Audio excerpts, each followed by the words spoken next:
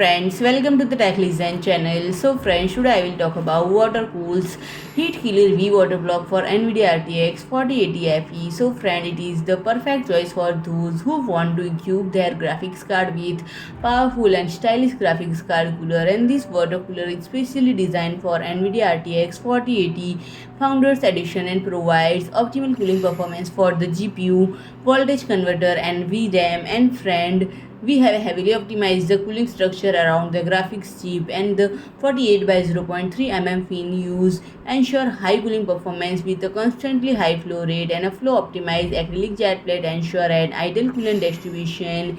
Familiar technology from the Heatkiller V such as the dual layer Inflow and the symmetrical cooling design have also been incorporated into the Pro variant, and the split inflow and the symmetrical wide flow channels ensure a constant high flow rate. According to the Watercool, the development department has invested a lot of time onto the finding the ideal thermal pads for the GDDR6X RAM, and special high performance thermal pads are included in the scope of delivery.